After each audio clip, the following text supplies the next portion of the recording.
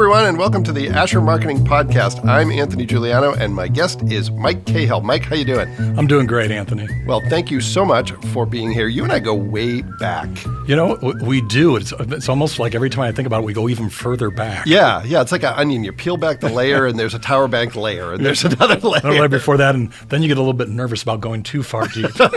Yeah, we're not going to get in quite that deep today, but we will talk about some of that, and we're going to spend a lot of time on your new job. You have a new position as of January 1. Absolutely. You're thinking of an old dog trying to learn a new trick here. So were you trying to retire at some point? I actually officially retired in September of 2020. Okay. And somebody asked how long you're retiring for, and I said, anywhere from 6 months to from now on. All right. Okay. I was perfectly comfortable with that. Yeah. And I got a call from the University of St. Francis about 9 months later. Yeah. Seeing if I wanted to be a professor over there. Yeah.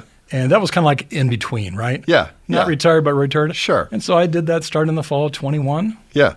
And then I got an unusual text last summer that led me where I am today. All right. So we will make that the cliffhanger part of the show. And we'll come back to that. But we want to start at the beginning and talk about your career path. You've had genuinely a very well-respected career path. You've done a lot of things. You've done them well. But let's talk about when you were deciding what you were going to do with your life. What did that look like, and how direct a path was that to the careers you pursued, or did you take a winding path along the way? It's a great question. And the best way to start it out is when people say, talk about your career, I said, I have a collage. I don't have a career. Yeah. And then there was a gentleman, a great guy in town. His name's John Lovell. A lot of people know him. Yeah. Industrial psychologist. He said, Mike, you have a spiral path career. Mm-hmm. Luckily, he says it's usually spiraling up, not down. Yeah. But really how it started out, I'm a bean counter out of the University of Notre Dame. Mm-hmm. And in many ways, how I became a bean counter talks about kind of how my career progressed. Mm-hmm. Because I didn't go to school to become an accountant. Mm-hmm. I went to school, wasn't sure what to do, didn't want to be an engineer. Yep. Went to the business school, and they just said, take a lot of accounting. Mm-hmm. So become an accountant. Yeah. So I did. And I graduated 210 people. 200 went into what was then the Big 8 accounting firms. Yeah. I started working for Ernst & Young. Why? Because that's what you were supposed to do. Yeah, sure. That is all the thought I gave it. Oh, yeah, for sure. I think a lot of people take that path. Yeah. When I got there, great experience, but I got really interested in real estate. Okay. From clients, construction, real estate. Yeah. Got a call, Fort Wayne, Indiana, for a big developer here. Mm-hmm. And one of the best moves ever, I went to work for a gentleman by the name of Tom Eckridge. Mm-hmm. And Tom was my father's age. Okay. And I wasn't working directly for Tom. Yeah. But I had the opportunity to start working for Tom when I was 27, and he really changed my life, my view on life. He changed me from an accountant to more of a business person. So what did he impart in you to the extent you can articulate that Sure. kind of changed that trajectory? Number one, he forced me to go back and get additional education Okay. in different areas. That was one. Mm-hmm. Second, he introduced me and brought me along to all sorts of meetings with all sorts of people. It didn't matter if it was zoning, financing, personnel. It was just that overall exposure because he wanted to develop people. Yeah. Well, I think only later, like now that I've gotten old, I realize what a gift that is because it takes logistical time and effort. It's a risk because hopefully the person doesn't reflect poorly on you when they're there next to you. So that's a great thing. And that was, where were you? What was the company you were working for? It was called North Hill Development Corporation. Yeah. But here, for people here in town, they did stuff out of state too. But here in town, Canterbury Green Apartments, Stone Point Apartments, Arbor Lakes, Willows of Coventry, Point Emeritus office buildings, Sycamore Hill Subdivision, North Point Woods Subdivision. It was all things real estate when everything was kind of happening the first time in Fort Wayne back in the 80s. Okay. All right. So you do that for how long? Then why do you decide to make a change? Sure. I did that for about, I was there for a little over 5-6 years with Tom. He ran into some financial difficulties, which is actually how we got to be introduced. Mm-hmm. I did the work that showed him he was getting in trouble. Okay. Which, hey, here's the facts, and he was good about it. Yeah. Well, he didn't shoot the messenger. No, clearly, he did not. So, no, he really encouraged.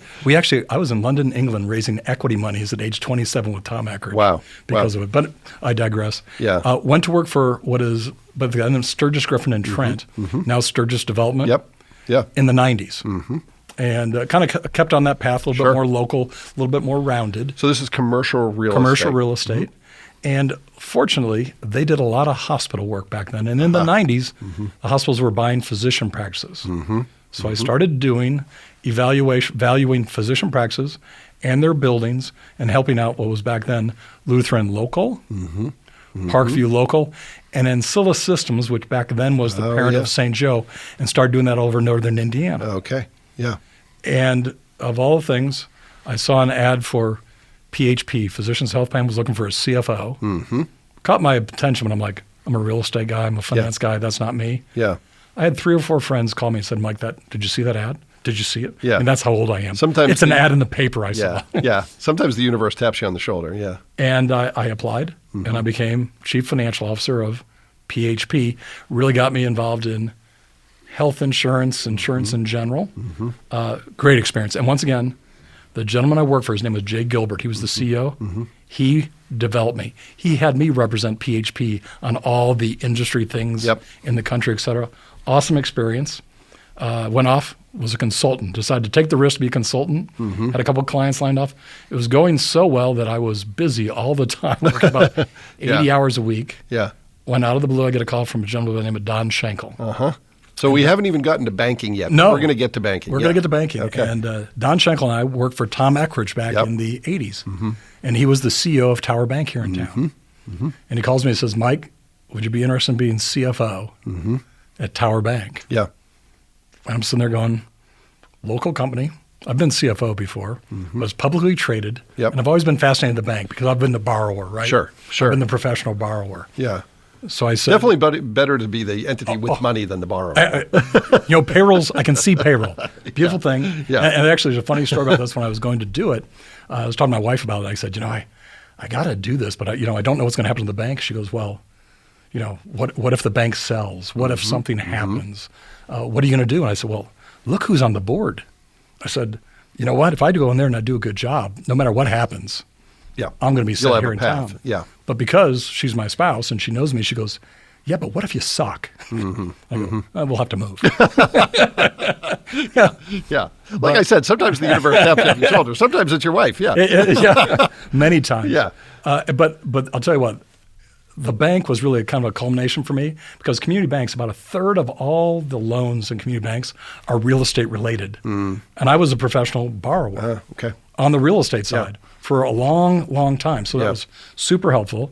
And I had been on a lot of foundation boards, investment committees.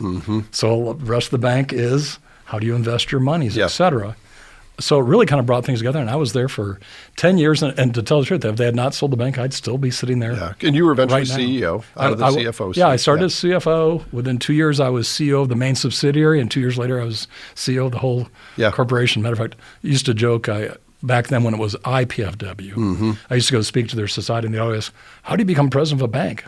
And I used to tell them, I go, apparently don't work for one as long as possible. And that seemed to do the trick. But what it all along the way, what it did for me was it showed me that you had to surround yourself with people that knew things that you didn't know. Because let's face it, I'm at the bank 2 years. I'm CEO of the main subsidiary. It doesn't make me an expert in anything. Oh, sure. And I was lucky. Tom Eckridge, Don Schenkel, Jay Gilbert, all lived that. Yeah. And they showed me that. Yeah. And it allowed me to become successful in that realm. Yeah. So Tower Bank is sold. Yes. And then you have a pivot at that point. What does that look like for you? It was an unusual pivot. Yeah. Just because 2 days before the official sale of Tower to Old National, all smooth, Centier Bank asked me to get on their board. Yeah. And so I had to get approval from Tower and Old National to get on Centier's board because they're out of Maryville. They weren't here local, et cetera. And I had a non-compete agreement for 2 years. So I became the CEO of the AWS Foundation, their first So CEO. tapping into that experience you had serving on boards. Yep. And I'd been involved with them all along. And the idea back then was I was going to really get AWS Foundation started up and, hey, maybe that's the right thing for me. Or at the very least, let's get it going. Yep. It would burn off my non-compete. And then I was going to become possibly the president of Centier Bank. Okay. That was the plan.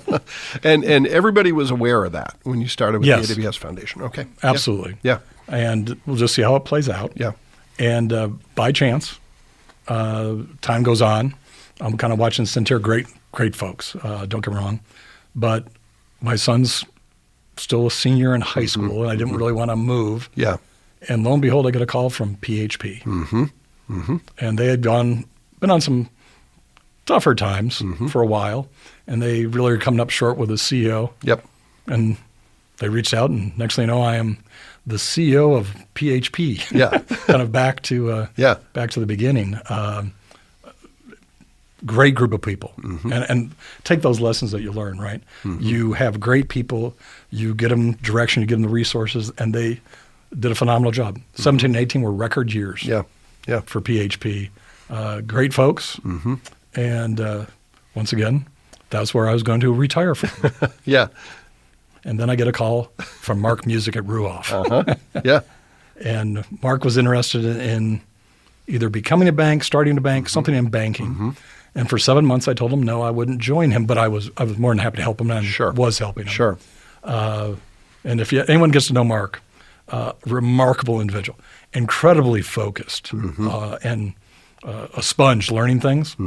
And he, as my wife said, he caught me in a weak moment. I chuckle about that, but I decided to join him. Yeah. And let's get this bank going. So I had to resign from the Centeer board. They were really thrilled with me for that. Yeah. I had to leave PHP. Yeah. They were really thrilled with me for that. But Mark and his group and some people that joined me, we were the first mortgage banking group allowed to get a bank chartered in the United States since 2011. Oh, wow. Which tells you what they thought of Mark and his organization. Yeah, for sure. And the board that and what they created. thought about everybody else in the industry, yeah. You know, sometimes I look better by comparison. You and me both, yeah. Overall. But I understand, but Mark at the last minute, just that, he couldn't do it. And he goes, "Are you mad?" And I go, "Mad's not the right." I said, "I'm disappointed, of course, because that's what I came here to do. But Mark, you got to sleep at night." Yeah, yeah. And it's your company. Oh, sure. If you can't sleep at night. Well, and I'm sure that in a way, you might not have learned more than you would have had it gone through, but you definitely learned some things that were beneficial. Yeah, and I think that's the key. If you kind of look at the whole thing, that was a startup. So I learned the startup of the bank. I had to actually go all the way to D.C. and meet with the FDIC chairman. So that was key. I went to Tower Bank 5 years in, so growing it, and they had some trouble, so I had to go through that. So it really did come full circle for me. Yeah. But from there, I was going to retire then from Ruoff.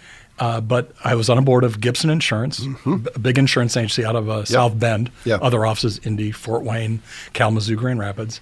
And they were going through some changes. Their CFO had moved on. They had lost some other people. They really not gotten the Fort Wayne market going. So they asked me if I'd kind of come in on an interim basis, be CFO, get them squared away, and get their market going here. So sure. Yep. I'll do it. Yep. Got it done. 9 months later, I did retire. Yeah. Okay. And how long did that last? Well, like I said, I was truly retired until the following August. Okay. And that's when I started teaching. So that was a step back into some kind of predictable work, but it's not full-time. It's basically... I hate to say this because I don't want to upset faculty members out there, but I described it as 24/7. Yeah. 24 hours a week, 7 months a year. Yeah, that's not bad. Not bad work no, if you could get it. It was good. Yeah. So what was that experience like? Because you taught before. I know you were graciously a guest speaker at a class that I taught, and you did some of that. But did you ever teach classes? I had been an adjunct for a class 2 different semesters many years ago. Yeah. And it intrigued me. As you know, Anthony, we were on the board, trustees over at Indiana Tech, and I was very involved in Butler University in an advisory board. And a lot of things, as you know, going on in higher ed, and I was just fascinated. So I thought, you know what? It gives me a chance to connect with students. I always like that. That's kind of fun. Oh, yeah. And maybe get a better feel for what's going on in the university world. Yeah, yeah. Yeah, I mean, I enjoyed it. I teach, but it's more on the non-credit side now. But it definitely keeps you young in a way that sounds like a cliche, but it's absolutely true. And it is the most difficult from a public speaking standpoint. The most difficult audience you were ever in front of is a group of college students, because they do not take any BS. If you do not know your stuff, they will call you on it every single time. Oh, Absolutely. And then the other, since COVID, when they used online, you better make it worth their while to actually show up. Absolutely. Yeah. At the end of the day. Yeah. All right. So you teach for a spell, and then what comes next? Yeah, I'm sitting there. It's in the summer. I'm in great shape now. I've had 2 summers off, 3 summers off, and I get a text message from the managing partner at BKD or Forvis now, and it just says, "Are you interested in becoming a bank CEO?" And I responded, "Not really." Yeah. And then he goes, "What are your objections?" I said, I'm not moving. "Oh, you don't have to." And I said, "I am not fixing another company. I'm done." Yeah. He goes, "Oh, no, don't have to fix it." Yeah.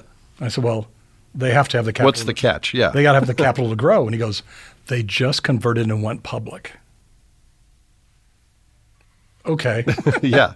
And I agreed to go meet with the board members. And you are the 5 people you surround yourself with. And there's 5 board members. And they are the most dynamic group of individuals.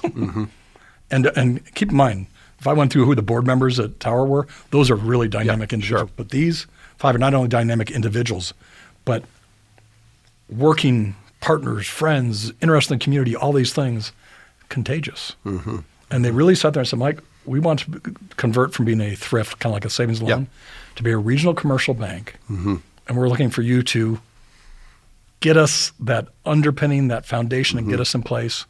And they bought 33% of the bank as part of that public raise. Wow. Okay. And the rest, and the cool thing about the bank is it was a mutual, which is kind of like the credit union of banks. I don't mean that in a bad way, but it was basically run for the basic benefit of the depositors. The shareholders in a conversion are the depositors get first shot. Okay. So basically you have a Van Wert community-owned bank and friends and family that wanted to become a regional commercial bank because they wanted it to last. Yeah. Yeah. So you have the commitment from. Yes. Yeah. Okay. And so suddenly I felt like I was 25 versus 62. Yeah. So I'm gonna take a path and then we'll come back. But sure. All this time you live in Fort Wayne, correct? Correct. And you're in Fort Wayne when Fort Wayne is not what Fort Wayne is today. Absolutely. What keeps you here? Is it that you have young kids? Is it the people you met? Is it the jobs you had? Is it all of those things, or is it something else? There's a couple themes in there. Just as I grew up, I lived in 7 different cities. And so when someone says, "Where's your hometown?" I go, "I kind of know where my furniture might be." Yeah. But so it was really important for me, for my kids, to do the best I could to have them live and grow up in the same town. So that was a big piece of it. But you're right. When I came to Fort Wayne, it was 1985. Yeah. And Fort Wayne, there was the flood. Harvester had left. GM had just come in. But this gentleman I work for, Tom Eckridge, Fort Wayne went through a renaissance in the 80s, late 80s into the 90s. And people don't realize this because they kind of forget it. Yeah. Inc. magazine, we were in the top 10 cities in the United States in the 80s. Oh, really? With Inc. magazine. And something happened. And I was too young or too naive. Something happened in the 90s and into 2000. My gut's this. A lot of the big movers and shakers, like an Ian Rowland, a Dick Dormer, were attached to corporations. And those corporations sold and moved. Yeah. And I think we lost some of that, but something hit me. Tom Eckridge told me this way back when. He goes, "Give me 5 entrepreneurs, and I can change the face of a city." So think about Fort Wayne, what's happened in the 2000s. Yep. The Sweetwaters, the Fort Wayne Meadows, the Ruoffs. I mean, I go on and on, right? Steel Dynamics. Those are 3 entrepreneurs. Yeah. It completely changed. And so what people see going on right now, I used to get excited about that in Fort Wayne in the 80s. Yeah. Wow. And so for me, it's kind of like the double pump. And actually what I worry about, I want to get those next players. Yeah. Who are those people in their late 30s, 40s? They're going to be the next generation. Yeah. And so that excitement's almost kind of built for me, and that's what's kept me here. Yeah, well, that's a really interesting perspective, and I hadn't heard it because everything that I've heard, and I moved to Northeast Indiana relatively later than you. It was like the late 1990s, and everything I've heard is, well, it started with Parkview Field, but it sounds like it was an evolution that had, about a decade headwind at least prior to that, maybe a couple decades. Yeah, like I said, I was not here when things went south. Yeah. But I was there for the first ascension. Yeah. and that'll call the malaise of loss of leadership. Yeah. And then it catches fire. And I give a lot of people, it was the regional partnership, Yeah. Greater Fort Wayne, although it was a lot of people from whether it be government, quasi-economic, corporate, Yeah. really getting together and pulling together. Yeah. Kudos to them. I got to ride the coattails. Yeah. I was not part of making it happen. Yeah, well, you're probably not going to accept this compliment, but you were part of that, being an executive who stayed in town, and there was some continuity in your relationships, and that helped build Fort Wayne into what it is. Hopefully, you'll see some of that. Or checks in the mail, Ames. Checks in the mail. All right, so enough hagiography of Mike Cahill. Let's move on to where you are now. So Sure. the organization you're working for, Van Wert Federal Savings Bank. That's right, mouthful. Yeah, a little bit. Tell me what it's all about, why you're excited to be part of it, and what your, to the extent you can share things Sure. that aren't proprietary, what your plans are for getting your role off the ground. Sure, and I'll share everything. I always laugh about this. People say, "Oh, why would you share your strategy?" I'm like, you can share strategy all you want. You got to execute on it. Yeah, So for sure. really, what we're about, the way I've described it to our board is this: we are starting up a commercial bank from scratch, and we are integrating a long-standing thrift of the Van Wert market. They've been there since 1889. Into the commercial bank. We want to keep doing what we're doing in Van Wert and actually expand from there. Yeah. And create a commercial regional bank all at the same time. That's my charge over the next 5 years, and that's what we're going to do. Yeah. And what I'm really excited about is if you can't dominate your hometown, and I'll give kudos to Lake City Bank. If you go to Warsaw, Indiana, they have a 50% deposit market share. Really? Yeah. A First Merchants Bank, Muncie, they have a 40% in Muncie market share. I want Van Wert Federal Savings Bank to be that dominant a bank in Van Wert County because it's good for the county. Yeah. If you don't have financial institutions making the decisions there, it's not going to happen. Sure. And I really think that what's happened in the Fort Wayne market is we have plenty of fine banks, fine bankers, but everyone's getting bigger again. And so suddenly, are you going to be able to see the president of a bank when you want a $500,000 loan? Yeah. $1 million loan? A $3 million loan? Probably not. I mean, you're going to have to go through committees and everything. And don't get me wrong. That's not a knock on anybody, but there's a gap now. Oh, sure. And when I talk about those entrepreneurs and the startups and where you can really make a connection where who you are matters, not what you look like on a piece of paper in a committee meeting, I think there's an opportunity again. Yeah, well, and that's always been the biggest point of difference in Fort Wayne, in my experience, is the accessibility of people. I always say this kind of jokingly that when I moved to Fort Wayne, not because I'm anything special, but just because of how the city is, there were multiple times where the mayor held the door open for me walking in somewhere. In Massachusetts, where I grew up, there were people whose full-time job was keeping people like me away from the mayor. Yep. So you don't want to lose that. And I'm sure, it's a strength in Van Wert County, too, is that connectivity and that accessibility of people. Oh, absolutely. And, in many of the board in Van Wert, I kind of joke is, if you stay in one town and get old, it's amazing the connectivity. And I don't know about you, whenever I get on a plane coming back to Fort Wayne, I expect to know everyone on the plane. Pretty much. Yeah. I always know somebody. Yeah. And it's the big small town. Yeah. And it's 35 miles from downtown Van Wert to downtown Fort Wayne. Yeah. Well, it's someone that you and I have as a friend in common, Adam Bartram. We had breakfast this morning. And I said to Bartram, "Oh, you're seeing it. You've hung around and now you're getting old and good things are happening." And I said to him, "It helps that you've got some gray around your temples now because now you're a sage, old person." My problem is, I got to the gray stage. Now it's just leaving. The hair is going. It's so sad. Well, that's when you become the Buddha. Yeah, so it's an upgrade. Yeah. But it's funny. There's a gentleman in town, just a wonderful gentleman. His name's Don Schenkel. Yeah. And I remember when he started Tower, he was 58 or 59. And at the time, I went to Don and said, it makes sense. Instead of 6 degrees of separation, it's like 1.1 for Don. Yeah. Because I'm sure there's somebody who doesn't know. I don't know who they are. Yeah. But, you get to that same age and stage, and it's like, I tease Don now. It wasn't all that impressive, Don. Now I get it. But it's an important piece. Let's face it, at the end of the day, access to capital. Oh, sure.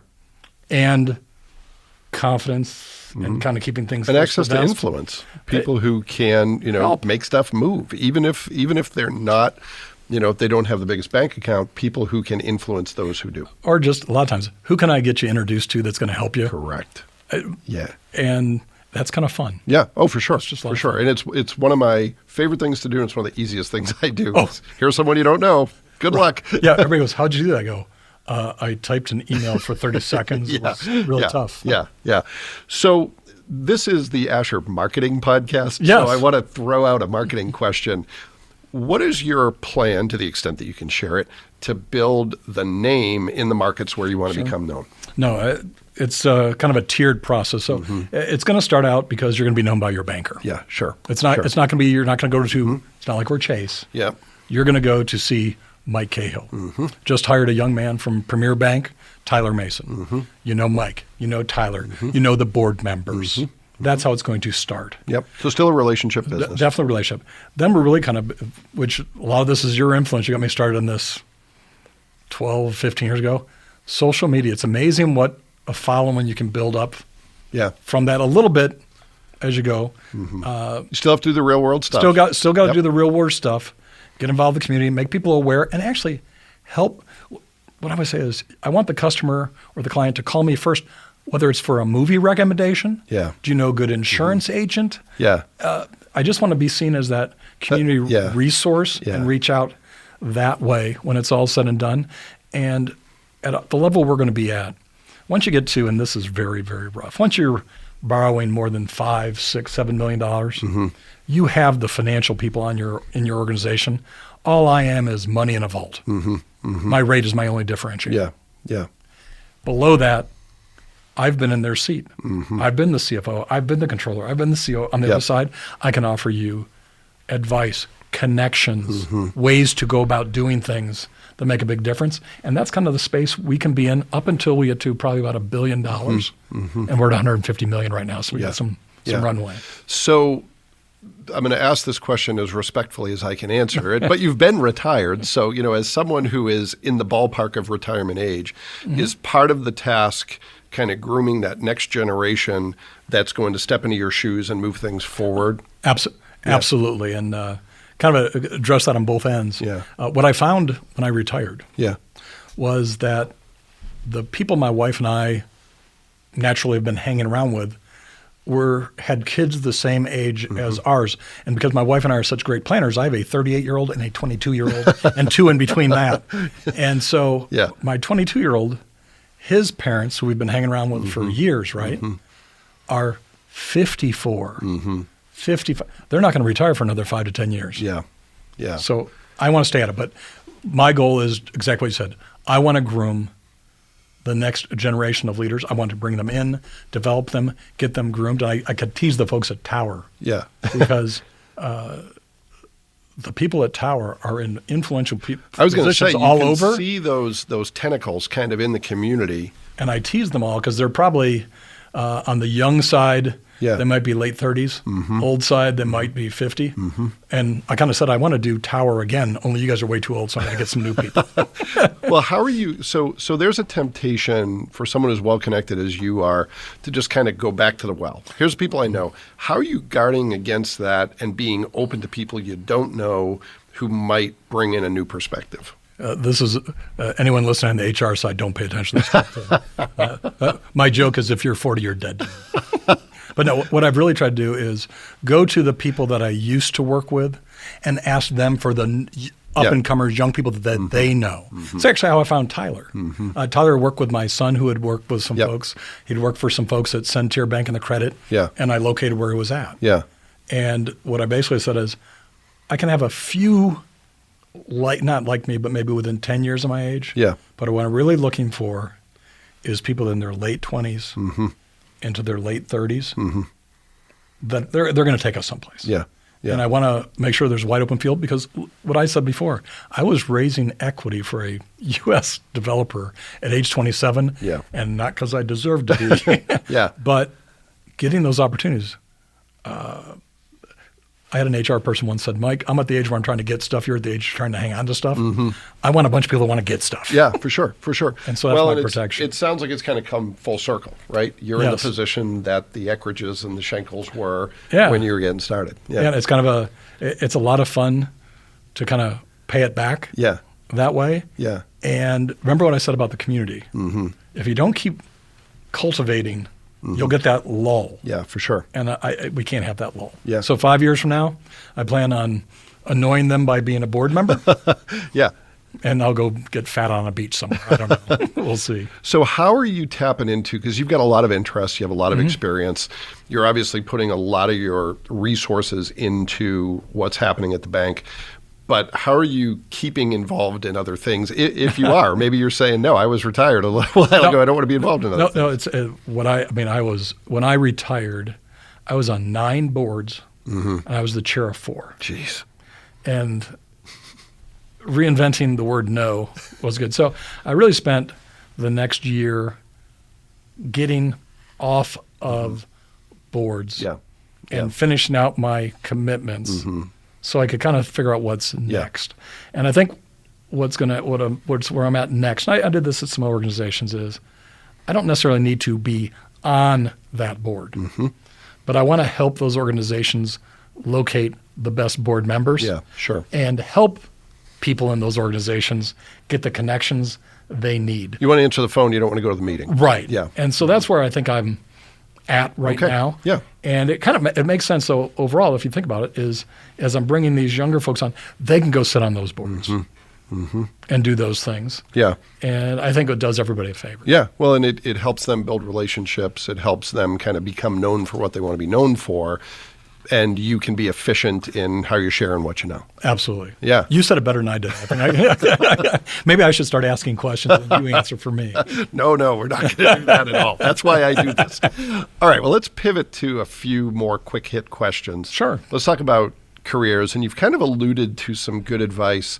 But what do you think is most important for folks who are looking to be successful in their career, fulfilled in their career? What have you learned that you think is worth passing on? Well, one thing just always comes to my mind, and I never planned it this way, is the elevation of my career came across every time there was a crisis. Everyone loves tremendous growth. Everyone wants to get into the bandwagon. Hey, that's great. But you know what? No one runs into the burning building. There's no competition going into the burning building. And you will learn an incredible amount. You will be given amazing opportunities out of that, and you'll make bigger connections and a bigger impression on people. And I'll share a story that came out of this is, for people that remember the name Ian Rowland, longtime chairman CEO of Lincoln. When I became the CEO at AWS, he was a very influential board member, as you can imagine. And I went to Ian, I said, is it because of my time at Tower as CEO that, you said this is okay? He goes, Mike, I remember when you were 28 and on a task force with me at the chamber, and you're the only one who did anything. So I bring that up just because, you know what? You don't have to be CEO. I made impressions on people at 25, 28, 30 because I took a risk. I got involved. I pushed forward. That's my message. Yeah. Well, no, I think that's great. And, when you think of people who aspire to be in leadership, and that term is kind of overused today, but people who aspire to leadership, they kind of wait for someone to give them permission to lead. It's like, no, do it in the job you're doing now. That's how you get there, is you demonstrate the ability by not really asking permission, not stepping on toes, but just doing things that demonstrate your leadership capacity. Then people go, oh, that person has the ability to do it for this organization. Go back to in the 80s when I became CFO of a $1 billion real estate company. It's because I was watching cash flows in all these entities. And on my own, I just started to just do cash flows in them all. And I put 70 entities, put all together, and like, oh, he's going to run out of money in 18 months. He might want to know that. And I showed my boss. He goes, oh, that's interesting. Why don't you show my boss? So I showed him. And then they go, why don't you show Tom? And they said, run into the burning building. Right. And I showed Tom, and I'm like, and to Tom, he's like, we should talk. So take that, like you said, take the risk, right? Don't ask for permission, right? It's paid off. Many times. All right. So next quick hit question. You can take this one wherever you want to go with it. But what is a myth or misconception about some of the work you've done? It could be banking. It could be being a CEO. It could be, what's a myth or misconception you want to clear up? I scare people just because, well, you've had so many jobs and you've been in so many industries. You're like one of those millennials. I actually gave a talk years ago. It was called Fort Wayne's Oldest Millennials. But what I wanted them to see, and I'll start with a story. I was at a bank. I was at Tower, and it was during the Great Recession, and I was with a banker, one of my lenders, and he's like, "Oh, I'm really nervous, Mike." And I'm like, "Well, what?" He goes, "Well, I've been a banker all my life. What am I going to do?" And I said, "Well, you're expert in this, and the other thing." He goes, "Well, you don't have to worry about it. You're not a banker." It's a mindset. But if you think about it, everything I've been involved in has been the financial services industry. Yeah. Real estate is a financial product. Insurance is a financial product. Banking's a financial product. Even foundation work. Foundations, so there's a theme there. Yeah. And it also comes back to, we can use the word leadership. I don't necessarily like that term, but it is, you coalesce a team and you kind of present a vision to the team and allow them to make something happen. Yeah. That you can do in any industry. And and in most industries, the game is not that difficult. Yeah. Executing it is, don't get me wrong. Sure. Insurance, what's the game? Well, I probably should charge more than I pay out in claims and expenses. That makes sense. Banking, I probably should earn more on loans than I pay on deposits and overhead. Yeah, that might work. Yeah. It sounds silly. Sure. But I think we make things more complex. Yeah. Well, everybody knows how to lose weight, right? Yeah, and it keeps people from trying. People are so afraid. Yeah. Yeah. Don't be afraid. Well, and some of it too, and I've seen this, I think, from a distance with the people you've surrounded yourself with. It's surrounding yourself with people who have different personalities than you do. The person who comes to mind who I think you are long connected to is Greg Stetner. Yep. Greg is a quiet, deliberate, very thoughtful, very smart guy. The exact opposite of me. But this podcast would have been over 20 minutes ago. Yes. Because he is more deliberate and takes his time. But I think it really takes a little bit of courage to say, this person isn't like me. They bring skills I don't have, and I'm going to give them a seat at the table. Yeah, absolutely. And Jay Gilbert gave me that opportunity at PHP. And this, I think subliminally we always say, hire people smarter than you, but we don't. But I went to PHP as CFO, and I had an actuary working for me, an underwriter working for me, the marketing person. I'm like going, you know what? I'm not going to be an actuary. I'm not going to get 20 years worth of underwriting experience. Yeah. They have to be smarter than me. And it forced me to do it. Yeah. And there was no looking back after that. Okay. So one last question. And this doesn't have to be a tech tool, but what is something you use in your work? It could be a trick, a hack, a tool that is important to you that helps you be productive, efficient, effective, whatever you want to call it. It could be something super obvious that you just think deserves another mention, or it could be something that people should know about. And this is nothing all that tricky. And this goes back to something I alluded to earlier. You helped me start to understand the use of social media for business. And what works for me was LinkedIn. And through yourself and a couple other people, I've kind of followed someone, and it's developed quite a following. And not many people on LinkedIn put out product, and they don't have a strategy to what they put out there. And just this will be a humble brag, but when I announced on LinkedIn that I was going to Van Wert Federal Savings Bank, right now I have 26,000 views. Yeah. All right. Yeah. Nothing special about me. Yeah. But what I found, what I did is I put it on my app, on my phone, and I like to be early for meetings. Yeah. So I have time to like things, truly comment on things, know what's going on. Yeah. And it really allows one to take that network and keep it in real time. Yeah. And it's not just how many people can connect with. Yeah. But I'm talking about a true personal connection, not just. Yeah.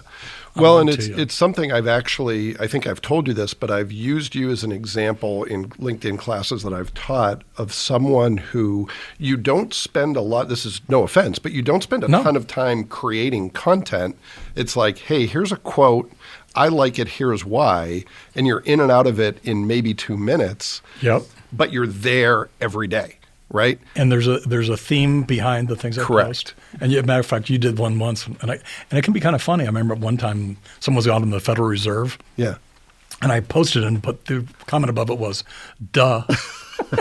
Yeah. Right? But it draws people in and allows people to comment. Yeah. As opposed to just a brochure. Yeah, for sure.